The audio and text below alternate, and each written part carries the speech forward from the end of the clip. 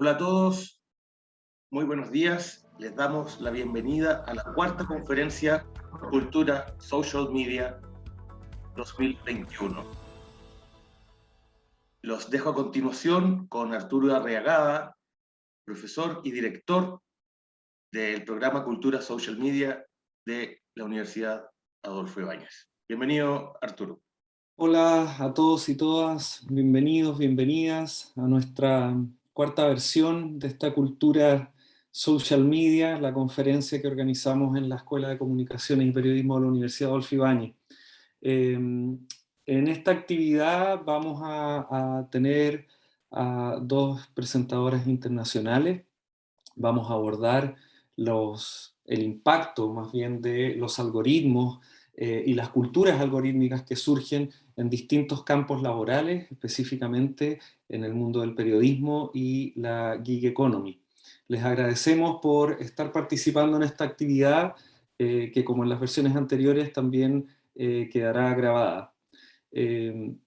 Antes de seguir, me gustaría dar un aviso práctico para quienes requieran de interpretación, ya sea al inglés o al español. Pueden ver un icono que está abajo a la derecha que dice interpretación, y ahí ustedes pueden pinchar el idioma que les acomode. Las charlas van a estar en inglés con subtítulos en español, y luego vamos a tener, después de las presentaciones, una sesión de preguntas.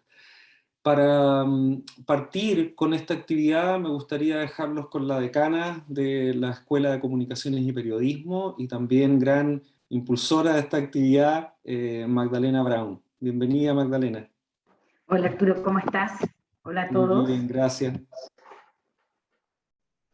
Bueno, pues sigo yo entonces, Arturo. Así es. Bueno, así junto es. con saludarlo a todos los que nos están acompañando y a los que se van sumando. Primero contarles que esto ya es como casi una tradición para nosotros, porque estamos en la cuarta conferencia Social Media, y que podemos decir que en cada una de esas conferencias hemos logrado o hemos intentado generar reflexiones sobre temas emergentes que están impactando particularmente a nuestra disciplina. Bien lo sabemos desde hace ya un buen tiempo, nuestra sociedad está en un punto de inflexión, y las comunicaciones y las tecnologías emergentes son una pieza fundamental en ello. Medios sociales, inteligencia artificial y automatización, temas que hablaremos en esta jornada, han abierto nuevas posibilidades y a la vez han cuestionado paradigmas y conceptos que obligan a repensar nuestras formas de imaginar y habitar el mundo, no solo a nivel de las instituciones, sino también en nuestros propios días y en nuestros trabajos. Detrás de ello está la mediatización, uno de los procesos fundamentales que moldean nuestra sociedad moderna. Hay muchos, pero este en particular, a los que trabajamos en comunicaciones, es un proceso que siempre nos estamos centrando en él. ¿Y por qué? Porque detrás de los procesos de mediatización estamos entendiendo que cada vez más nuestra forma de entender el mundo, nuestra representación social, está determinada por los medios de comunicación, pero también es la sociedad en todo su conjunto la que cambia con las nuevas formas tecnológicas de comunicarnos. En esa línea, el alemán Andreas Hepp acuña la idea de la mediatización profunda, como aquella en que los procesos de construcción social dejan de referirse solamente a la comunicación humana e intervienen también la automatización, que es lo que podríamos decir que estamos viviendo en estos tiempos. La inteligencia artificial y la automatización han alcanzado múltiples disciplinas en su quehacer, pero también esta vez, y de esto va a ser el tema principal de nuestra conferencia este año, en la industria de medios y el entretenimiento. Nuestro interés como escuela es abrir un punto de reflexión en Chile sobre los desafíos que plantea esto, buscando entender cómo las tecnologías emergentes afectan el quehacer concreto de nuestro trabajo, con especial interés en el periodismo y los medios, como veíamos. Es bajo esa visión que buscamos que esta cuarta conferencia internacional Cultura Social Media, llamada Cultura los Algoritmos, sea capaz de ustedes de iluminar a los que participan en esta jornada con aspectos, tendencias que se están visualizando. Esta conferencia busca ser un espacio de conversación en torno al papel de la automatización y la inteligencia artificial, en particular en la creación de noticias, así como en general en las formas de identificarse las culturas emergentes en las distintas profesiones y en particular en las comunicaciones. Las preguntas que nos guían son muchas, pero aquí resumo 3. Una de esas preguntas, por ejemplo, ¿los algoritmos computacionales serán creadores, reemplazantes o significarán una ayuda a la creación de contenidos? Conectarse con la audiencia incide a la hora de crear información. ¿Cómo incide? ¿Qué culturas emergen en torno a la centralidad que adquieren las métricas en la producción de noticias y contenidos de entretención? Así suma y sigue. Esas interrogantes, entre tantas otras, nos llevan a una pregunta central. ¿Cómo cambia el modelo de competencia y los roles periodísticos?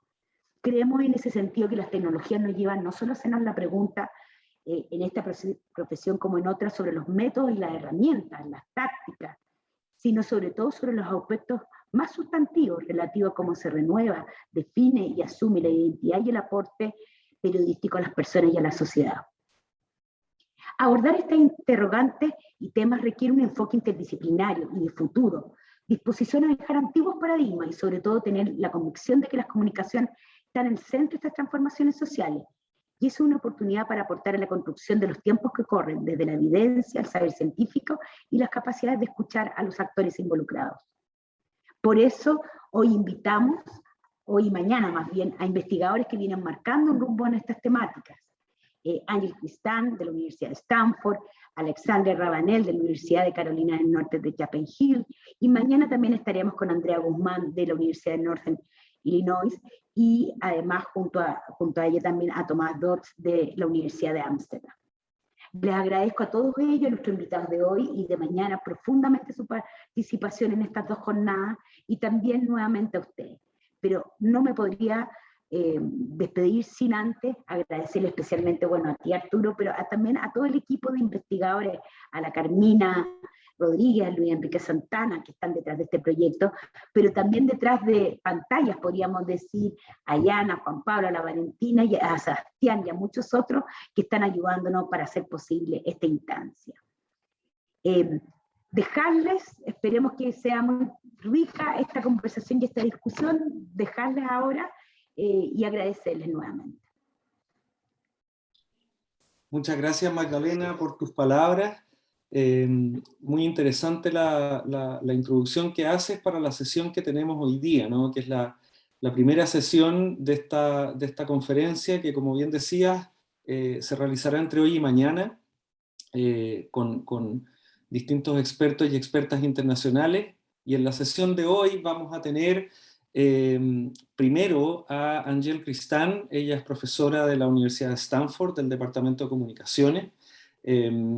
Su trabajo es muy interesante y está siendo muy comentado porque ella está analizando a través de una etnografía en medios de comunicación, específicamente en diarios en Estados Unidos y en Francia, cómo los periodistas y el periodismo se ve afectado y se ve de alguna forma redefinido cuando el trabajo periodístico puede ser medido, ¿no? ¿Cuál es el impacto de las métricas digitales en las dinámicas laborales, en esta sensación de percibir el feedback de la audiencia de forma inmediata, como ocurre con las métricas de los medios sociales online, por ejemplo? Su libro se llama Metrics at Work, fue publicado por la editorial de la Universidad de Princeton, y en su presentación ella va a analizar el impacto y el surgimiento también de culturas en torno a los algoritmos, cómo en el caso del periodismo esta profesión y esta actividad se ve de alguna forma afectada y redefinida en su quehacer por la posibilidad que tienen estos trabajadores y esta disciplina de verse en línea, medida, observada y analizada por distintas audiencias. Vuelvo a recordarles a quienes se vienen sumando que en el icono que está abajo a la derecha pueden acceder a interpretación simultánea en caso de que lo necesiten, ya sea en inglés o en español. Así que nada, los dejo con la presentación de Angèle Christin. Muchas gracias por estar en esta actividad y nos vemos en un rato.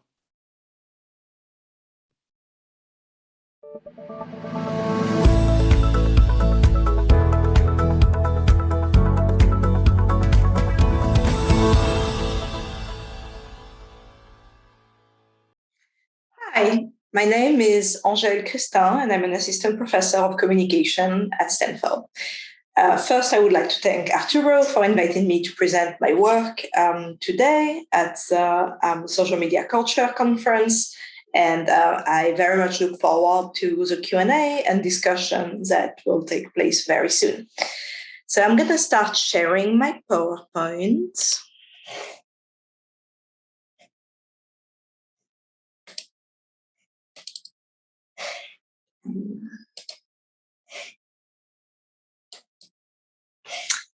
Okay, so today I'm going to be talking about my book, Metrics at Work, Journalism and the Contested Meaning of Algorithms, which was published last year in 2020 by Princeton University Press.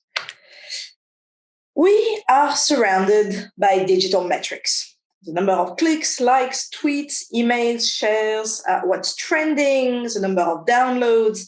These kind of icons that you can see on the screen are so ubiquitous these days that we rarely think about them. When we do think about them, we tend to think about them either as vanity metrics, like, oh, do people like me? And that kind of questions, or are cases of digital tracking and surveillance in the line of Shoshana Zuboff's Surveillance Capitalism and the ways in which platforms are tracking what we do and monetizing and getting value from this tracking process. In my book, in my work more generally, I seek to change how we think about metrics and go beyond analysis in terms of either vanity metrics or surveillance capitalism. Instead, I ask, what is the cultural work that these metrics are doing, and what is their role as symbolic resources that get used and interpreted in complex and negotiated ways, depending on the context? And I explore this question by looking at the case of journalism. Now, when we imagine journalism, most of us, or at least most of us above the age of 35, and that includes me, have these kinds of images in mind. Old-fashioned journalist with a paper and a pencil, also very white and very male, a cigarette and a typewriter, big important headlines that change the kind of world we live in, change how we understand the world, and more generally and in more analytic terms, a model of mass media where a few journalists create the content that's then going to be distributed to the masses, right? And where everybody's just reading that content without being able to talk back to the journalists who created it. And you can see that with this image with all the kind of suburban New Yorkers in the train, all reading the same kinds of headlines and not necessarily kind of speaking back to the journalists who created these headlines. This is not exactly what journalism looks like today. Starting in the late 1990s, in fact, journalism and news production more generally moved online. And over the past 30 years, as news production really kind of became primarily digital, multiple changes took place. First, many more multimedia videos started to be posted, interactive articles, different forms of robot journalism, computational analysis. There are many changes which are not what I'm going to be talking about today. Instead, what I focus on, and the most important change for my purpose, is the fact that nowadays digital journalists get a lot of data, a lot of very granular, detailed, fine-grained data about how readers are behaving when they interact with the articles that they publish online. How do they do that? They do that typically through this kind of software program. So this is what's called a web analytics software program. It's called Chartbeat. It's one of the most popular web analytics program being used in newsrooms. And as you can see, it really takes the shape of a dashboard that gives you a lot of data about what online users are doing. So you can see the number of concurrent visitors, that's on the top left, with a kind of dial type thing to give you a sense of how it evolves in real time. You can see historical data and kind of sources of traffic, how they evolve over time compared to the last couple of days, the last couple of weeks. You can see a ranking of the most popular articles on any kind of news website, and you can see that the rankings kind of changes in real time as people click in and click out of articles. And you can see a lot more information, including the amount of time that people spend on any given page. That's 0.44 minutes, or 44 seconds. Which is not a lot, as well as information about traffic sources. So how did they find the articles, whether they're approaching the article from like mobile, desktop, tablet, etc. A lot of information about what readers are doing. Now, this information is typically used by news organizations in two different ways. The first one is an economic kind of use. Marketing departments located within news organizations use that kind of data for behavioral targeting and for basically deciding on the rates that they will kind of provide for brands, depending on the socio-demographic characteristics of online readers, as well as the overall number of online readers going to the website at any given point. But in addition to this marketing use, which is not new in many ways, newspapers and news organizations have always have marketing departments relying on some kind of audience data. Another type of use has emerged within news organization, and that's an editorial type of use. And this is exactly what Chartbeat is designed for. It's designed to be used by journalists and editors working in newsrooms, and for them to understand what readers are clicking on and get a sense, a data-driven kind of sense of how users are interacting with the web page, right? And what kind of articles they click on, what kind of headlines they click on, and what's popular in terms of traffic with online readers. So the question, of course, is, well, now that journalists have access to this kind of data, which they did not used to have access to, especially in the print era, and certainly not at this kind of granular level, what is the impact of having this kind of information making its way into web newsrooms? To date, the way in which the rise of web analytics in news production has been analyzed is as a form of clickbait.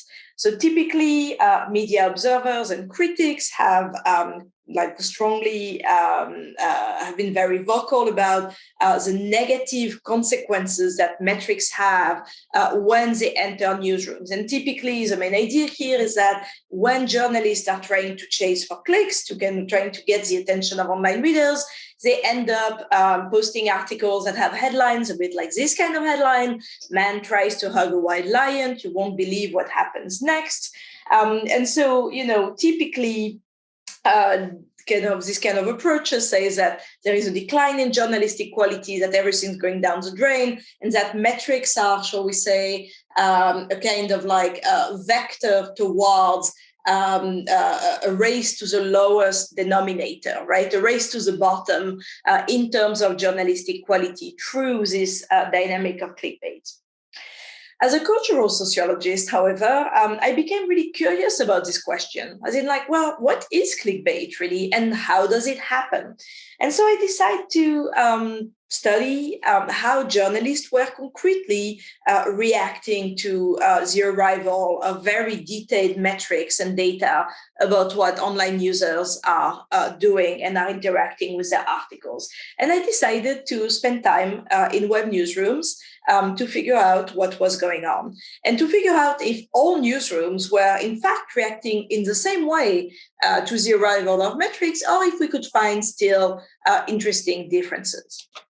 So to explore this question, I relied on a comparative ethnography of several news websites, but in my book, I focus on two news websites. One in New York, which I call The Notebook, and one in Paris, which I call La Place. I spent a lot of time in these two newsrooms between 2011 and 2014, doing more than 100 interviews, countless hours of observations, following the kind of content that the two websites produce, like also doing a kind of computational analysis, which I'm happy to talk more about if people have questions. But basically just here to give like a tiny bit of justification of why I picked these two sites and why the United States and France.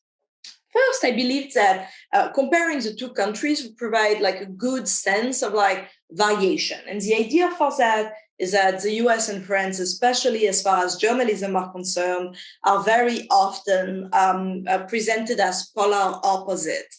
In the sense that in the United States, journalism is characterized by very strong market pressures, whereas and journalism is a highly professionalized enterprise with journalism schools and diplomas and professional awards like the Pulitzer Prize, etc. So strong market forces and strong professionalization process, whereas in France, journalism traditionally is characterized by low market pressures, a very strong influence of the state and of public subsidies, and I'll come back to that question towards the end of my talk, and a much more recent and, shall we say, fluid professionalization process that does not resemble what professions look like in the United States. So I decided that this would create a good contrast. Of course, as often with ethnographic stories, it didn't hurt that I am French myself and I was doing my dissertation in the US. And so I also wanted to like be able to go back to France and see my family,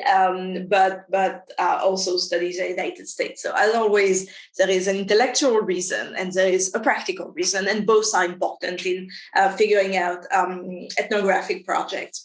The second kind of aspect that I want to mention here before moving forward is that when I kind of started studying newsrooms in New York and Paris, I ended up picking newsrooms that I felt would have structural similarities, right? And so that's how I ended up focusing specifically on the website that I called The Notebook and Laplace. And the two names are anonymized in order to respect the privacy of the people I interviewed. But I will just give some of the similarities between the two sites. First, in both cases, they were early creations. So the Notebook was created in the mid-2000s and Laplace in the late 2000s. And so as such, they were kind of early adopters, so to speak, and early movers in the field of online journalism. Second, the two websites are online only, so they don't have a print counterpart. In fact, they were very much developed as like startups, and they saw themselves as startups, really kind of bringing in a new way of doing journalism online. And they both came with grand ambitions. They both wanted to really transform how journalists were producing information, the kind of information they were producing, and the kind of relationships they had with online audiences.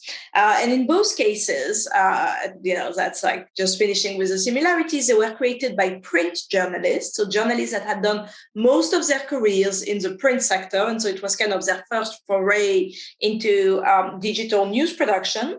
And they had liberal editorial lines. So they both saw themselves as being on the left, kind of critical, and doing a mix of politics, culture, technology, and commentary, shall we say.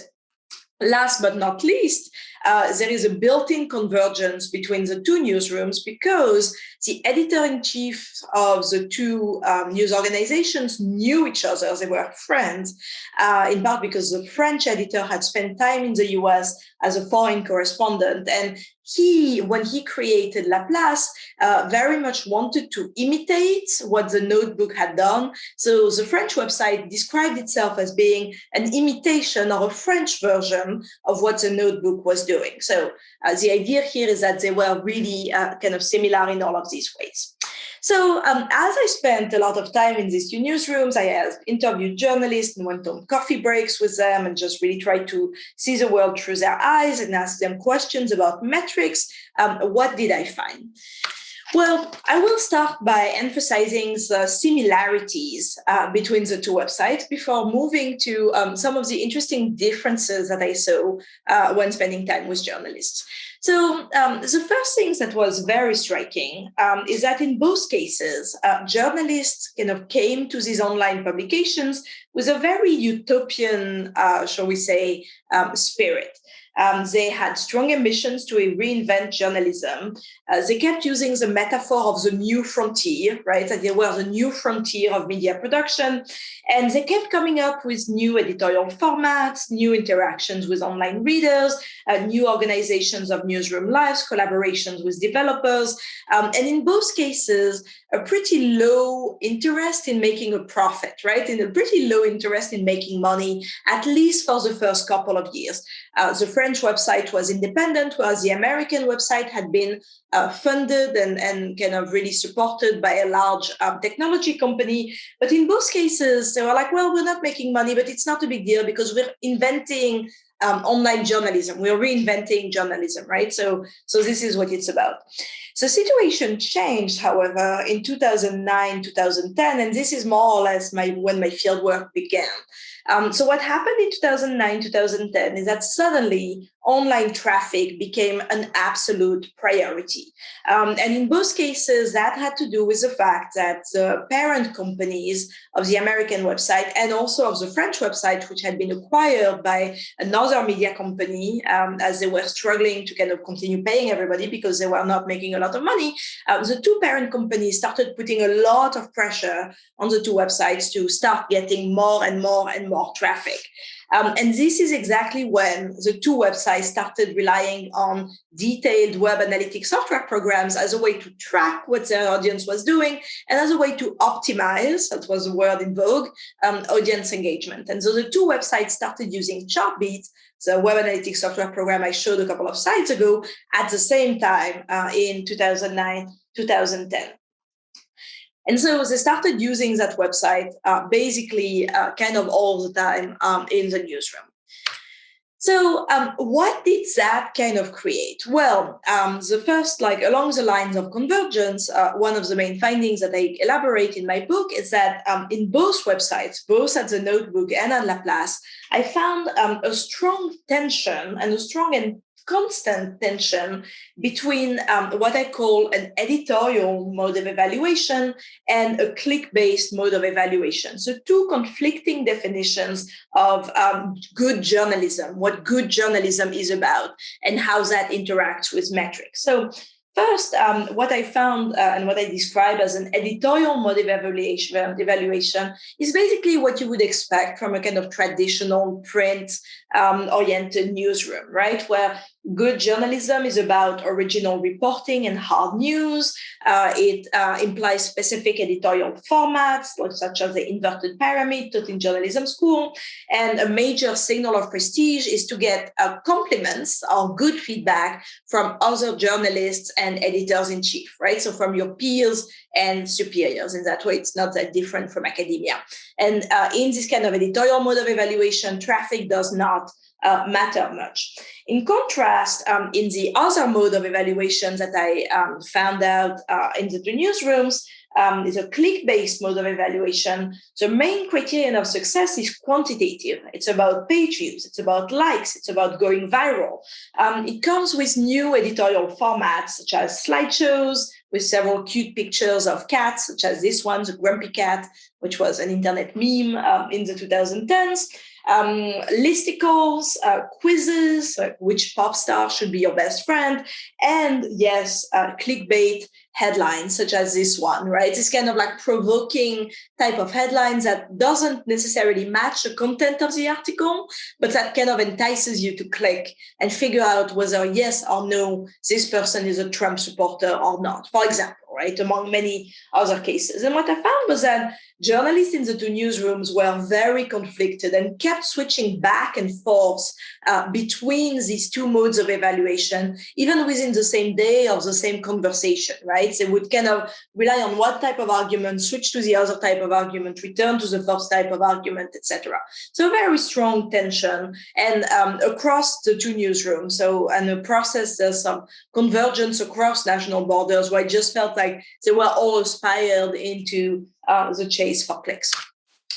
That said, and this is where I turn to the difference between the two websites, in addition to this kind of convergence towards the chase for clicks, I also found different uses and interpretations of web analytics at the two newsrooms.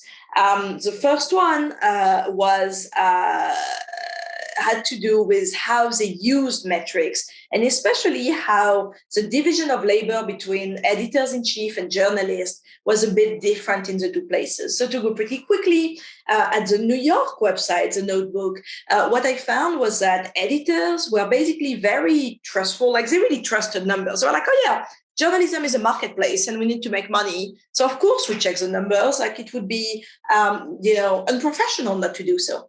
But what I found also at the New York website is that the journalists, the staff writers were like, no, this is not about us. Yes, editors-in-chief and the top management, they have to deal with metrics, but we don't, because our craft is to write good articles, and the metrics are not really about that. The metrics are about what readers care about on any given day. Readers have bad taste, so this doesn't say anything about my value as a journalist.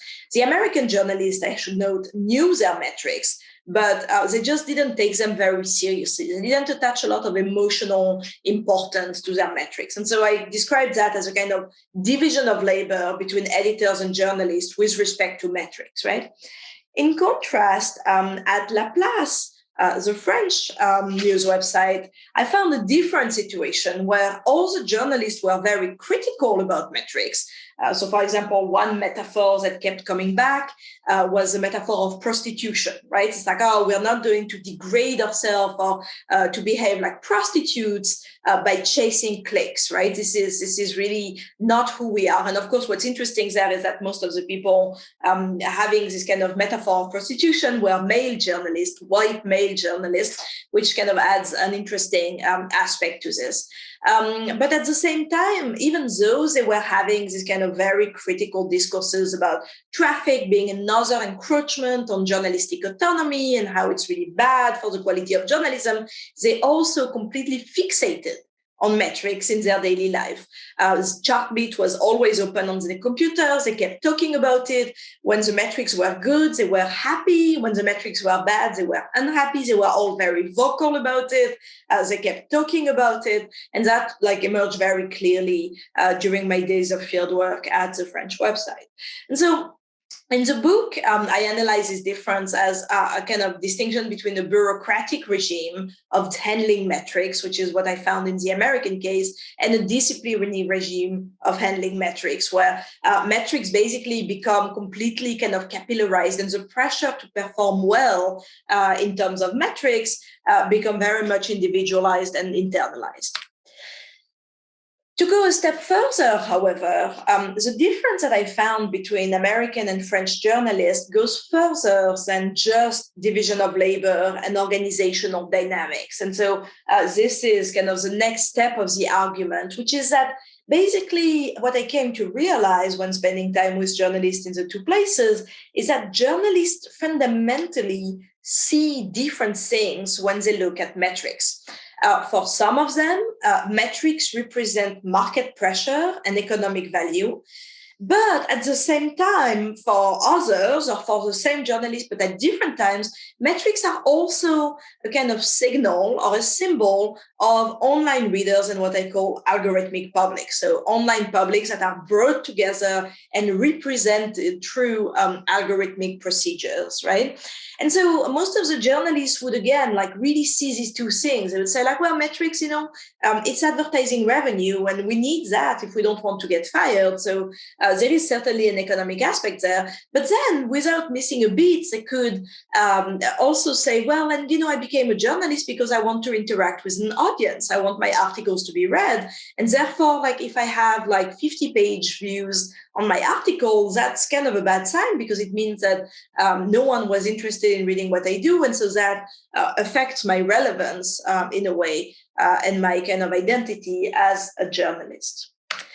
And so this is where I think there is another layer in explaining why journalists in the newsrooms that I studied in New York and Paris also kind of made sense, why I found such different interpretations and uses in the two newsrooms. That has to do, and I said I would come back to this question, with the trajectory and the structure of the journalistic field in the United States and France. And not to spend too much time on this, but basically in the American context, as I mentioned, journalism is characterized both by very strong market pressures and by a very strong professional professionalization process that developed kind of in reaction to market forces in a way, where journalists see themselves as having some kind of autonomy that they need to defend against commercial encroachment. And so basically what I argue in the book is that in the case of the Notebook, the website that I studied in New York, journalists kind of reproduce that way of understanding their identity and independence, and saw it as their job to push back against the pressure of the editors-in-chief to maximize metrics. And in contrast, journalists were like, no, my job as a professional journalist is to write good articles, right? Journalistically important articles. And so they kind of saw it like that. In contrast, in the French context, journalism has very much been marked by the kind of tradition of what's called in France, intellectuals. So this goes back to the Dreyfus affair in the late 19th century, and the roles that writers, academics, journalists, and artists see themselves, starting with the Dreyfus affairs, as guiding the nation, as shaping public opinion, helping public opinion come to realize what are the pressing political issues of the time. And so what I think permeates the web newsrooms that I study is that journalists still see themselves as public intellectuals in charge of guiding and interacting with public opinion, much more than their American counterparts who have a very different definition of their professional identity. And as such, for the French journalists, you have a mix of kind of anti-market repertoires, right? Where they're just like, oh, market pressures are bad. We're becoming Americanized. This is really degrading and encroaching. But at the same time, a switch where they also kind of fixated on metrics because it was a signal, admittedly not such a good one, but the only one they had of their relevance as a public intellectual in the, shall we say, online public sphere. So now to conclude, and just to add perhaps a late little twist before moving to the conclusion, so far I've talked mostly about organizations, right? So how the two newsrooms reacted to the, shall we say, wave of metricization that happened when they moved online. But in my book, I'm also really interested in how individuals deal with metric. And what I found fascinating in my interviews with journalists is that journalists at the individual level, both in the United States and France, were very much, shall we say, aware of the importance of specific kinds of metrics for their professional careers. And the metrics they really cared about were Twitter metrics, specifically the number of followers that they had on Twitter. And this was particularly true for journalists in precarious positions, namely freelance journalists called pigistes in France, who work on a contract basis with newsrooms. And basically what they were telling me was that they saw their number of Twitter followers as a signal of how much influence they had online and how much they could charge of the rates they could get for their freelance articles, right? And so they kept saying oh, well, I have 10,000 followers on Twitter, therefore that's why I'm asking for $500 for my article, is because I know that my followers are going to read the article when I tweet it, and therefore it's going to bring advertising money to the website. And that's kind of how I understand that. That's how I justify to myself that I'm charging these rates. And I saw that both in the United States and France. So one kind of interesting kind of difference was around this question of personal branding. So the idea is that, as an individual, you have a personal brand online, and that Twitter and metrics online, visibility metrics online, are kind of representation of that personal brand. It's something that American journalists had no problem talking about. They were like, well, of course, it's a marketplace and it's competitive. And so, of course I have a personal brand and I have a curated appearance of myself on social media. That makes, that's perfectly normal. Whereas the French journalists were much more conflicted about it. They were like, well, I try to sell myself, but not really. And, I'm really bad at personal branding. And they kept using that term in English, personal branding, as something they were struggling with when dealing with kind of their precarious position and the fact that their online reputation was very much mediated through social media metrics.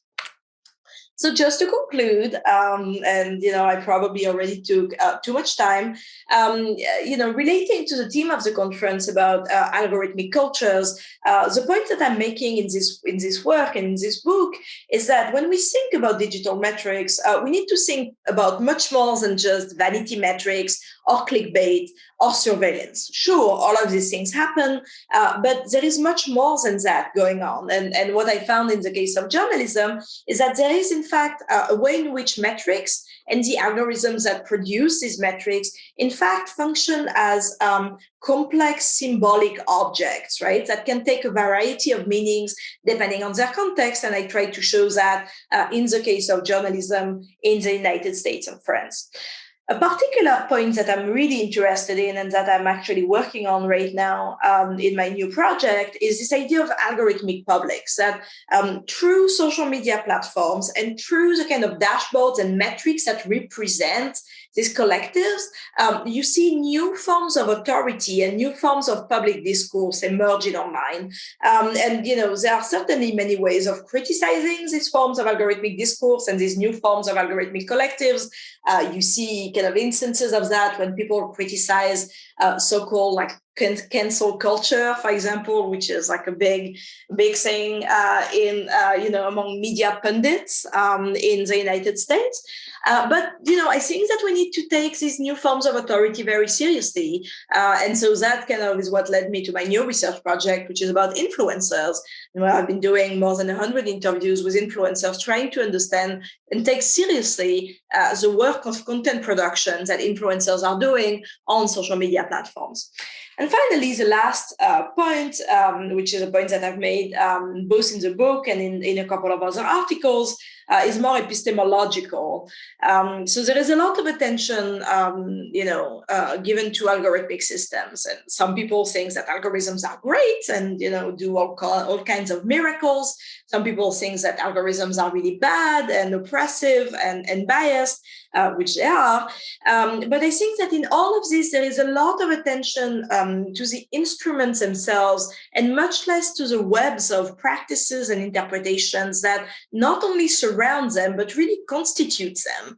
And so this is what I've been calling the study of algorithms in practice, right? Moving beyond the ideas that algorithms necessarily come with powerful effects, and instead empirically examining how people, how workers, how organizations are putting these technologies in practice, and in the process negotiate margins for resistance, disengagement, contestation, subversion, and kind of what happens when all of these tools unfold in the social world. And so against the kind of analysis of an ever-increasing, algorithmic iron cage, I argue that we need to pay more attention to algorithms in practice. And so that's it on my end. Thank you so much, and I look forward to the Q&A very soon.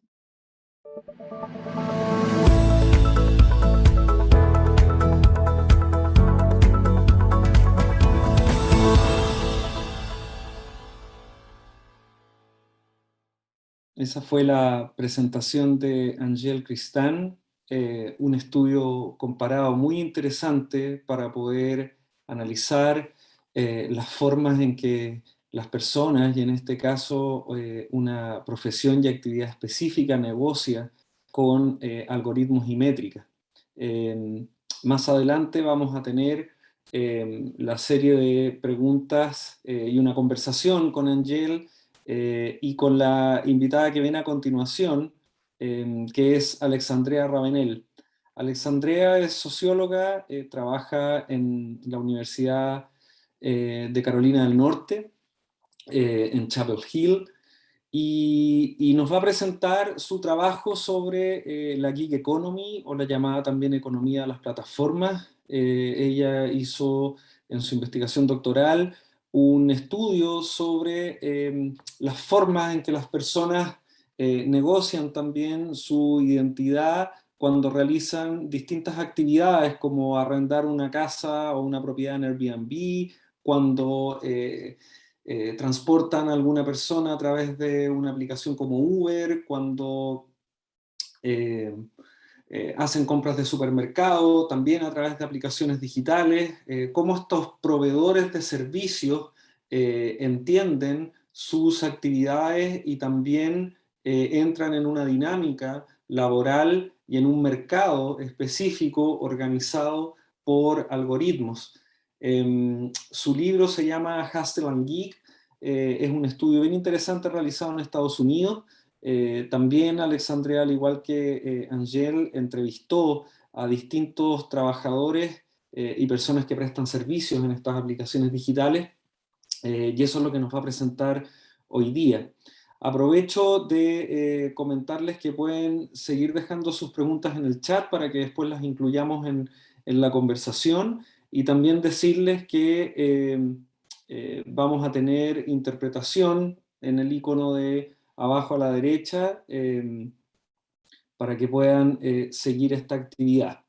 Los dejamos entonces con la presentación de Alexandrea Ravenelle y después retomamos para la sesión de preguntas y la conversación en vivo.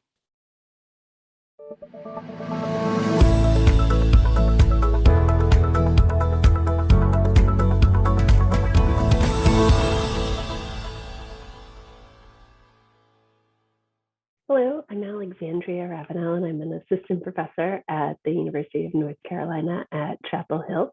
And I'm thrilled to get to speak to you today. Let me see if I can pull up my slides.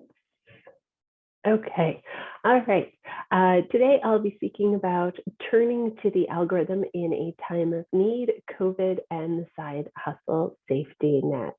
And this is research of mine that has been funded by the National Science Foundation, and that Erica Jenko and Ken Kowalski, two UNC sociology grad students, contributed to with some of the data collection, and Savannah Newton, a UNC undergraduate, has also assisted in index coding for our research.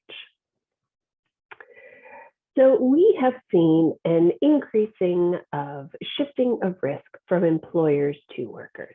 Now, the shifting of risk is not new. Jacob Hacker wrote about the risk shift back in 2006, when he noted that workplace risk was being increasingly shifted to workers. He saw 401ks as replacing pensions and high deductible insurance replacing standard insurance plans. My UNC colleague, Arnie Kallenberg, has also identified an increasing casualization of the workplace, where even managerial and professional workers are increasingly facing the risks of being recharacterized as 1099 workers or being replaced as temps or permatemps. Allison Pugh at the University of Virginia, in her book, The Tumbleweed Society, finds that upper-class workers describe this insecurity as flexibility. They can move from job to job, but they also have higher salaries that provide them more of a cushion for those periods where maybe there isn't a job available. Now, in the United States, most gig workers are classified as independent contractors or 1099 workers. They're called 1099 workers as a reference to the end of year tax form that they usually receive if they've made over a certain amount of money. Now, classifying workers as independent contractors is a cost savings and a liability limiting strategy for companies. Workers who are classified as 1099 workers are outside the standard employment relationship, and they're not eligible for a number of workplace benefits or protections. They are not generally able to qualify for unemployment insurance. They do not have minimum wage laws applied to them. They do not receive overtime, sick leave, any type of family leave. And of course, they don't get any type of contribution to retirement or to Social Security or Medicaid.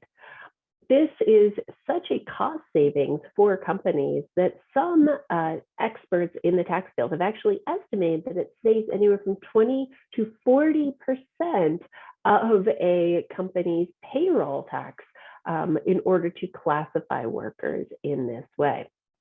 Now, being classified as an independent contractor also moves many of the risks of the workplace from companies to workers.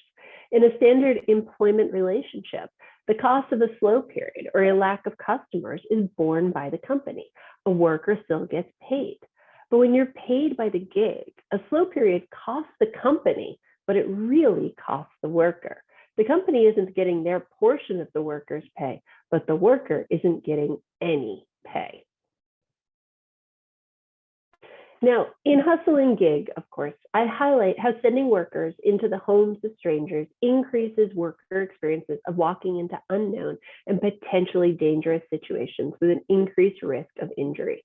Furthermore, this structuring of on-demand work with the need to accept tasks quickly or lose out on the so-called opportunity further leads workers to accepting or being assigned work without much information about the potential risks or challenges. As a result, workers experience the risk of bodily harm or physical injury from workplaces where they might be bitten by dogs or exposed to professional grade construction chemicals, or simply experience an injury that won't be covered by workers' comp, because again, as 1099 workers, they're generally not covered by workers' comp. Workers also experience the risks of sexual harassment or sexually uncomfortable experiences, including getting hit on or even physically assaulted by clients. And they also experience the financial risks of a platform suddenly closing, like kitchen surfing did, or being suddenly deactivated with no explanation or opportunity to appeal or even explain their side. Imagine getting fired via an email and there's nobody you can talk to. And of course, workers experience potential involvement in criminally questionable activities. And I'm happy to talk more about these earlier findings from Hustle and Gig in the Q&A section.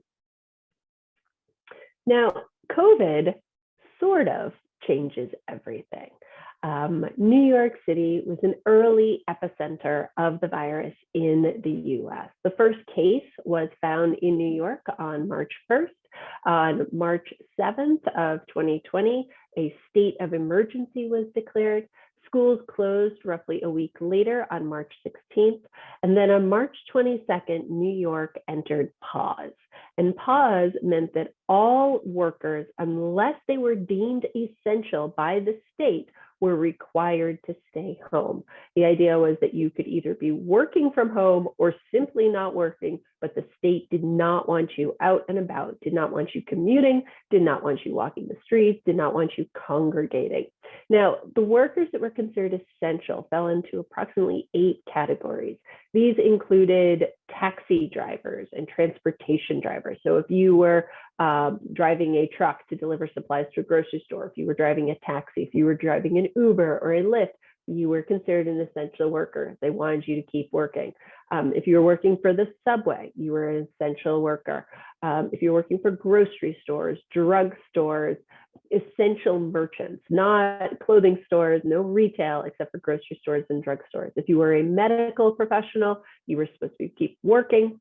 And in some cases, childcare professionals. So if you were a child care assistant or a home health worker who was helping somebody who was disabled and wasn't able to otherwise be out and about or taking care of themselves, those were essential workers. But everyone else was expected to stay home. Now, about 5 days later, we have the CARES Act. This is on March 27th, and the CARES Act is a federal act. This gives us the Pandemic Unemployment Assistance Program, or PUA.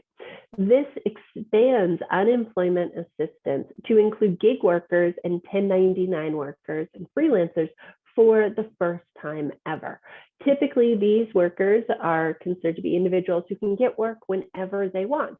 And so they are left out of the unemployment assistance. It's the idea is that if they're not working, they're simply not hustling hard enough, and therefore to allow them unemployment would maybe enable them to not be working.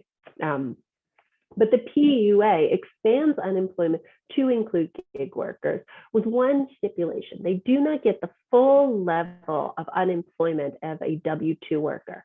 Now, unemployment in the US differs by state. There are typically restrictions on how much money you had to be making previously, how many hours you had been working previously. So you had to work usually a certain number of weeks per year in the last couple of quarters. It's very complicated and it differs very much by state. But the goal is that unemployment is supposed to provide approximately 50% of the money that someone had been making previously. So what they do with the PUA is they say gig workers can get up to 50% of what W-2 workers would get. Again, this is going to differ by state, but in New York, the maximum amount of unemployment you can get per week is $504. And so gig economy workers can get up to $252 a week of unemployment.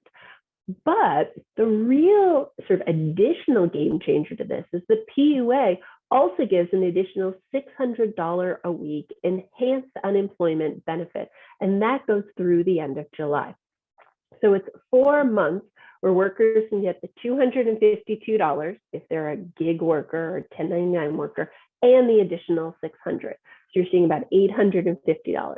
For workers who were minimum wage workers, who were W-2 employees, but maybe weren't making a whole lot, they can still get up to that full $504 a week. So they can get over $1,000 a week of unemployment for a short period. Now, when the PUA, when the enhanced unemployment ends at the end of July, when that extra $600 a week ends, there are a couple of weeks in August where people are able to get a $300 a week supplement. The PUA continues.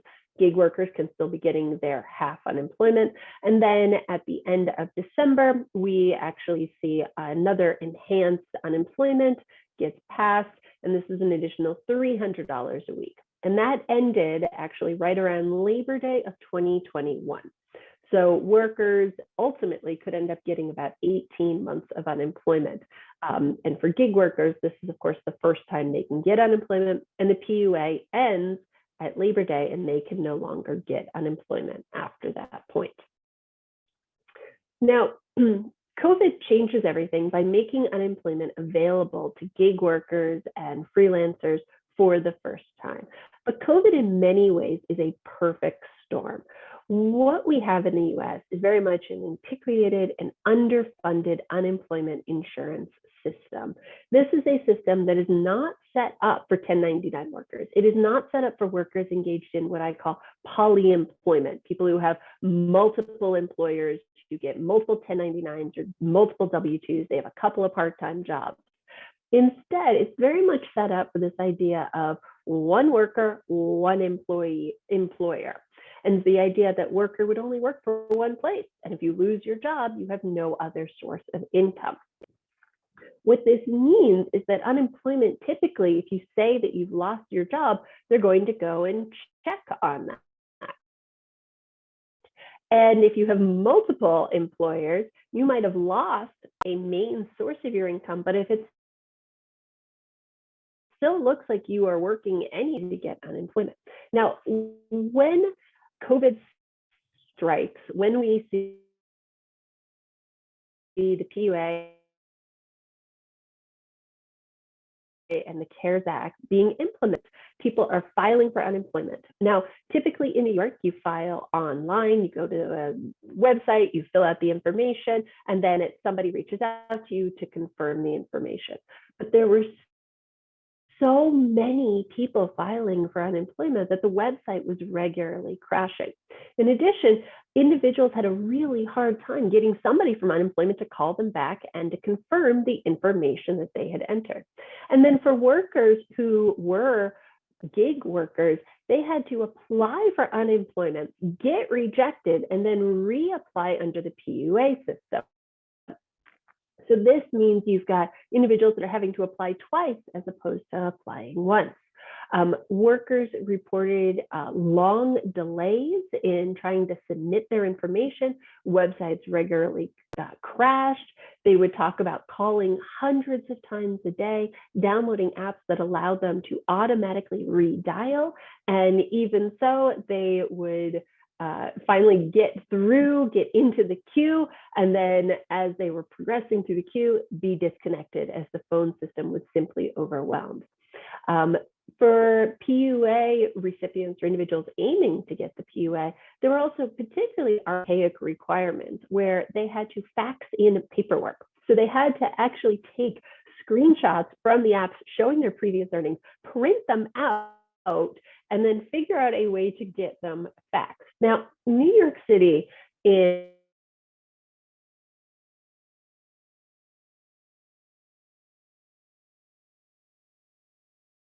end of March through April of 2020 on the street, and there would be nobody out. You could find and you wouldn't see anyone.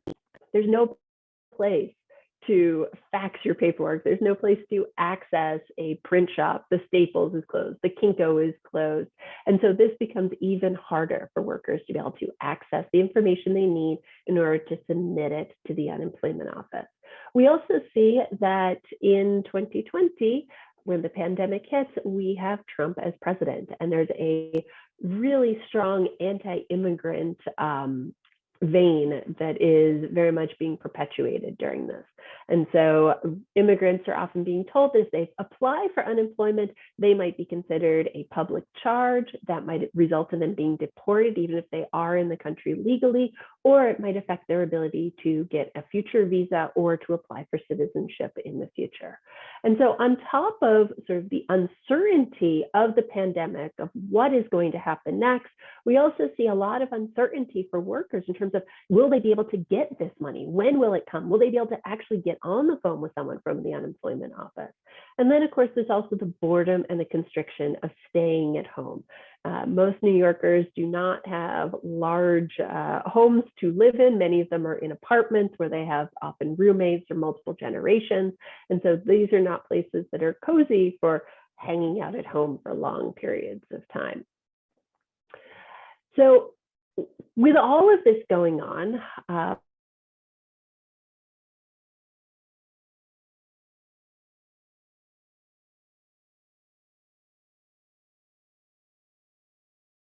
I, like many other New Yorkers, found myself wondering about what workers, for gig-based workers, and for individuals who were freelancers and who had just seen their work sort of dry up. And so Foundation, it is a panel study involving interviews and surveys with 199 gig-based and precarious workers in New York City. Phase 1 actually launched in April of 2020, around April 8th, I think it was, and actually went through June 2020, and then we interviewed about 7 or 8 Airbnb hosts in July, August, with the idea being that they were experiencing a maybe extended impact from the pandemic.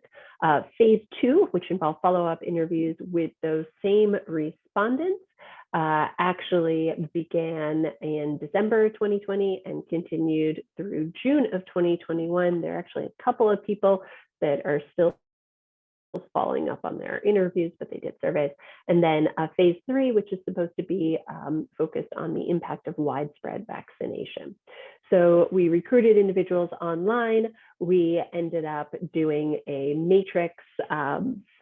matrix-informed interview, and I'm happy to talk more about that in the Q&A, and then also short surveys. And a number of papers have actually already been published, including one that's forthcoming, and you can find those on my website. Just very briefly, workers included both individuals on platform and off platform. Off platform would be creative freelancers that don't necessarily use Uber or Lyft or any of those. And then also individuals who are working on Craigslist. And then a number of W-2 workers who were low income or otherwise relatively precarious, but were not gig-based. And this allowed us to really look at how being a 1099 worker versus a W-2 worker affected workers' experiences of the pandemic. Participant demographics, they were roughly equally split between male and female, with 2% as gender non-conforming. Slightly more, almost half were white. And then we actually saw a range of education levels. 62% made less than $40,000 a year, which in New York is definitely an income that is a little difficult to get by on. So after years of gig platform advertising, noting that the work was readily available and provided entrepreneurship opportunities, we found that workers were turning to gig work and other informal work in order to make ends meet or as an alternative to unemployment. So we have this great program, the CARES Act and the P.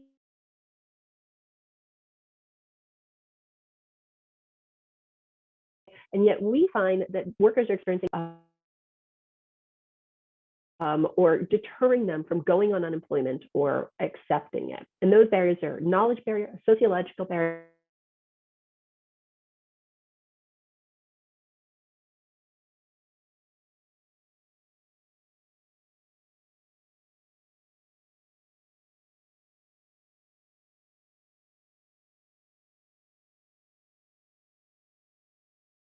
age of respondents.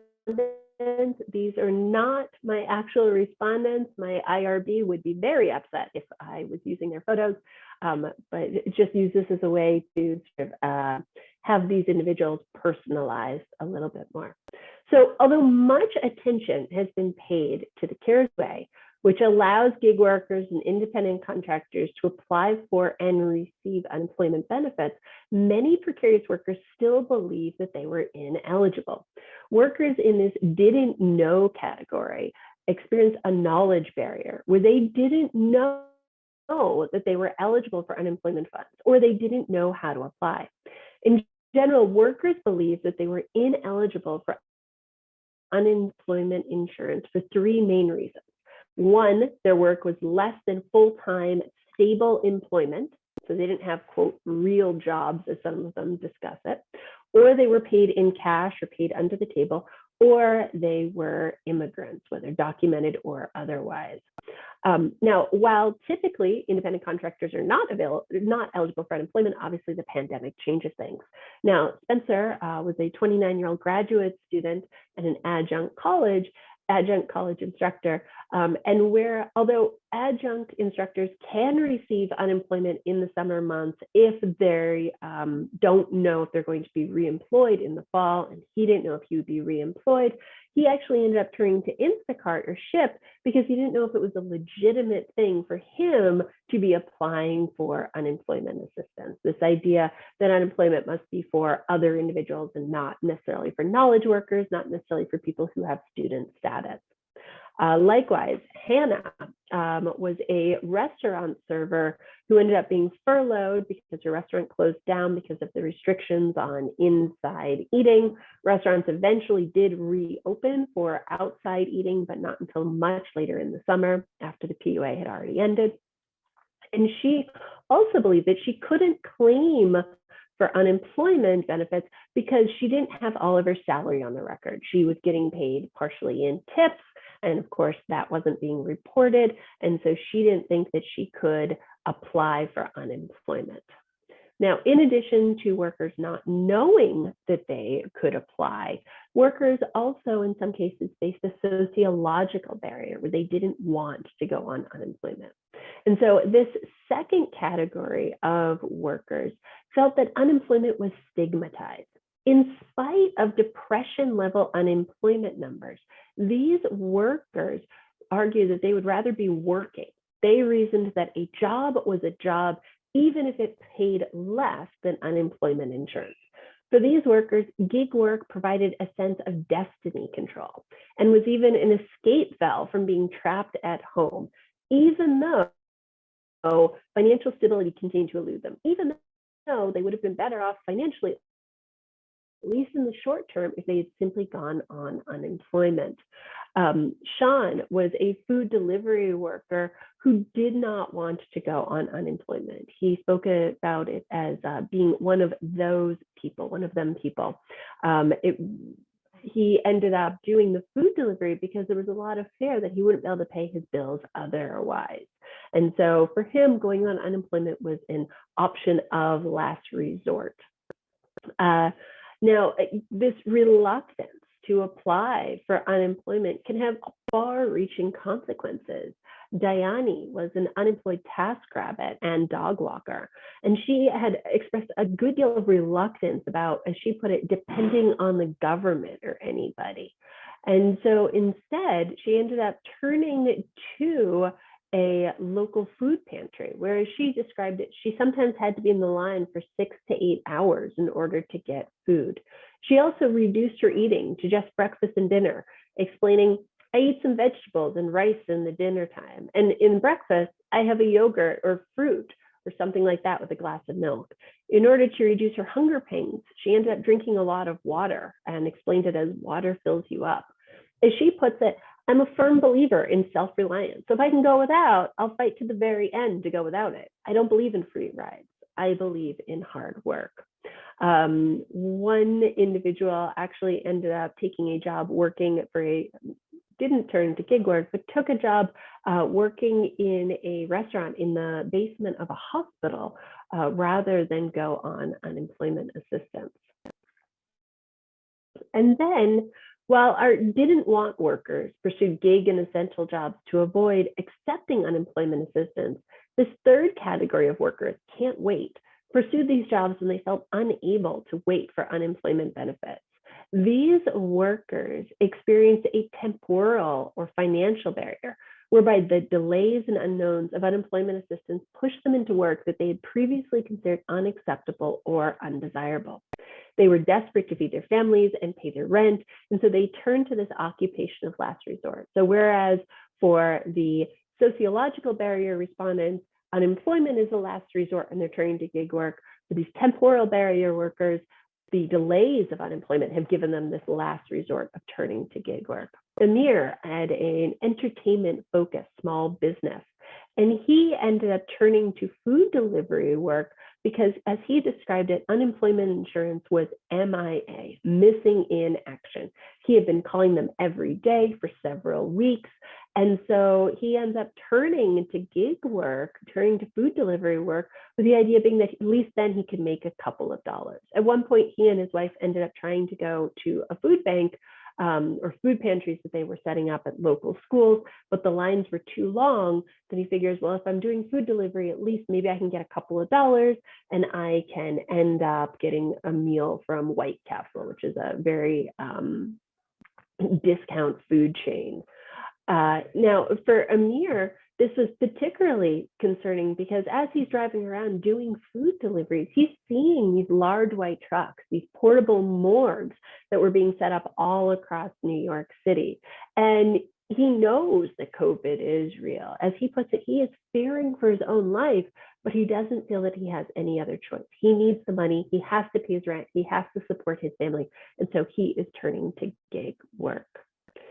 So in this presentation, I've addressed how the outsourcing of risk has been taken to new levels within the gig economy and the various types of risks experienced by gig workers, including physical, sexual, and financial risks.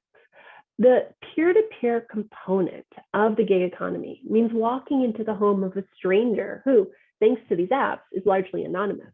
We typically hear much more about the risks experienced by clients and how the platforms try to reduce those risks by background checking workers or requiring them to wear masks, but we don't hear anything about the extensive risks experienced by workers. And this research on the impact of COVID on gig workers suggests that the gig economy is not going anywhere, and that involvement in gig work may have only increased during COVID as workers find themselves turning to this algorithm, turning to algorithmically based work during their time of need. Gig work can be particularly reassuring for workers because of the low barriers to entry and the promise of autonomy in scheduling and choosing work compared to the barriers in receiving unemployment assistance when millions of other people are also applying, or the challenges of finding a new job in a pandemic. Often saw gig work as a solution after they've been let down by the unemployment office or by other aspects of the social safety net. And this is consistent with past research that shows when employees are laid off, they are less likely to apply for unemployment assistance when they have access to gig work. And when unemployment rises, so does the percentage of workers who are actively working through online platforms. As a result, instead of offering a rupture with the tenets of risk society or the neoliberal welfare ideology, the pandemic has actually reinforced the risk society and the ideology of individual responsibility. This research contributes to research on the effects of risk society and further highlights worker internalization of the risk society and how it individualizes social problems, which then further legitimizes risk society as worker hardships are responsibilized to compensate for the distressing unpredictability of external conditions. And I fear that as the pandemic stretches onward, although it might be improving in the US, that we will continue to see that workers are turning to the algorithm in their times of need. I'd love to hear your questions. Thank you very much.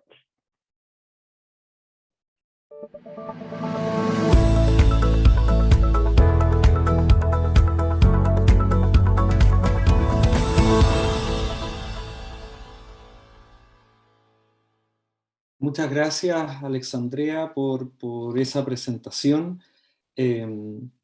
Aparecen una serie de preguntas que vamos a empezar a desarrollar aquí en esta sesión de preguntas. Hi, Angèle. Hi, Alexandrea. As I mentioned, give me 1 second because I will give these instructions in Spanish to the audience.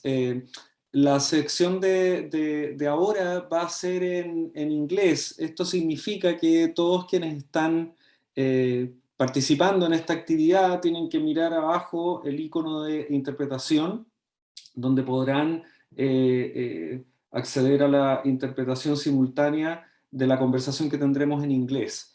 Así que a contar de ahora vamos a empezar a conversar en inglés. Los que requieran de interpretación pueden apretar este icono y van a poder acceder a ella.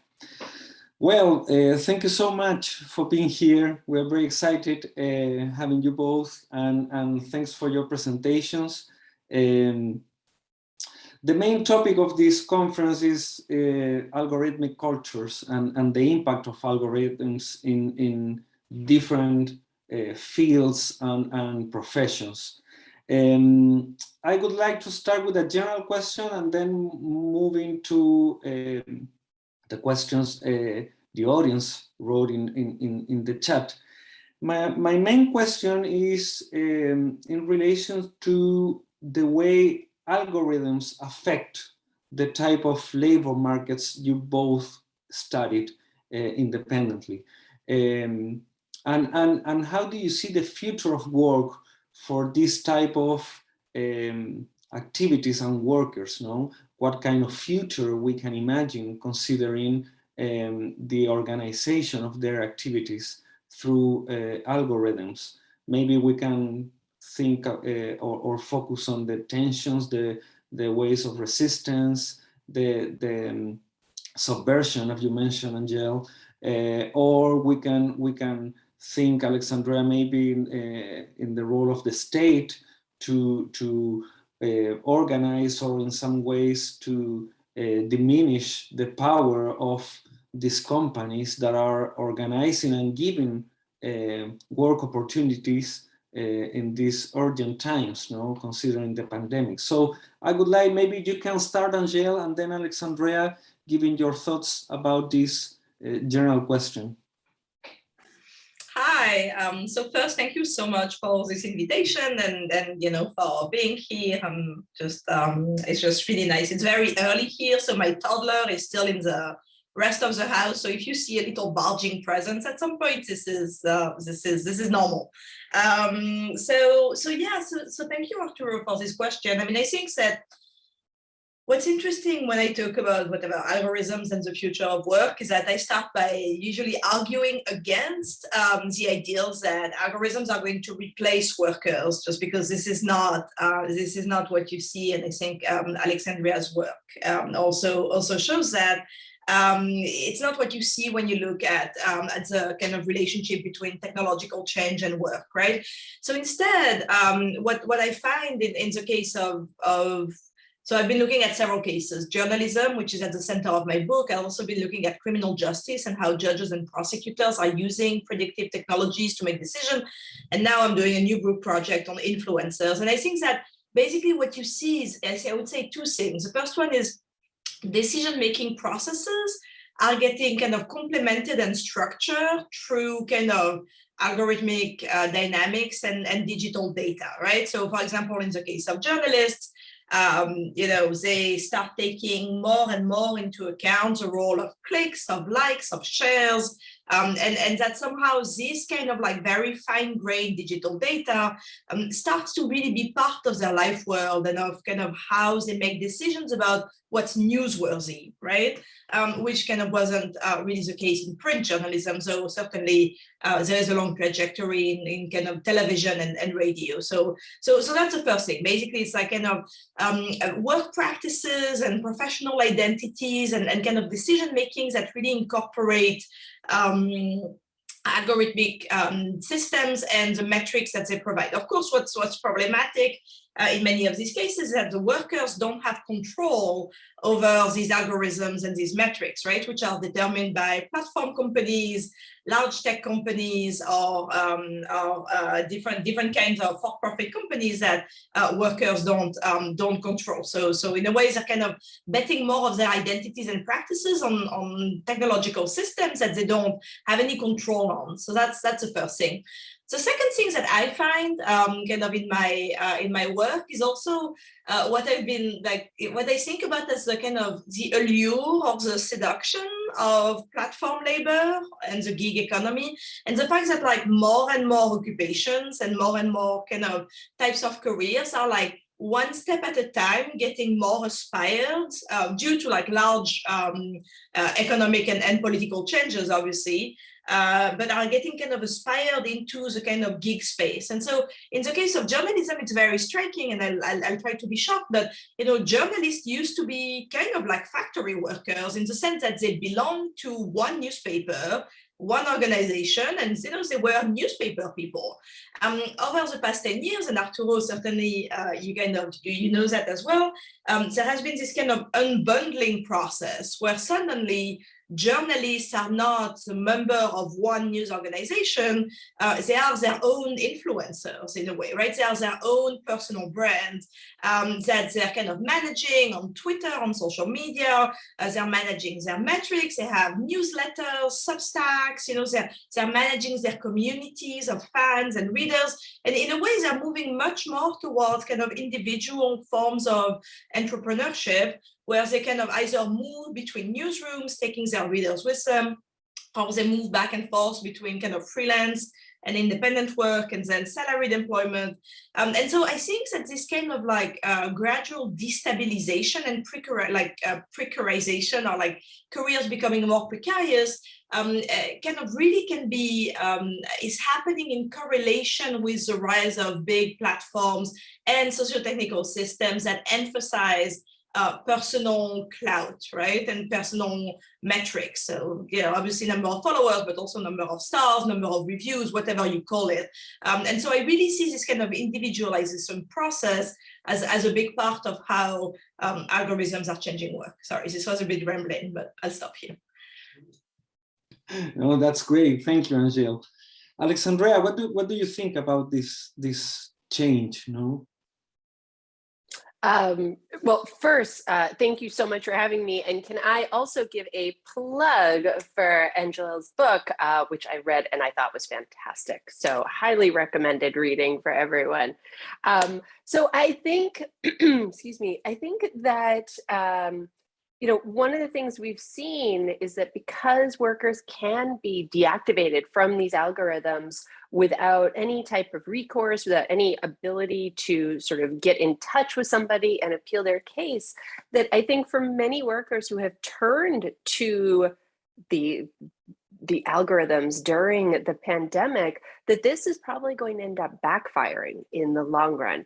That workers who end up turning to this work and thinking, well, this is going to be my safety net, this is what I'm going to do, this will allow me to keep making money, that when they get deactivated, they will actually discover that after they get deactivated, there's no movement forward, but then they have to try other platforms. And I'm worried that workers who go on these platforms and who are on these platforms for a period of time will actually find themselves being stuck, so that it's hard to transition from platform-based work back into more standard, stable W-2 employment.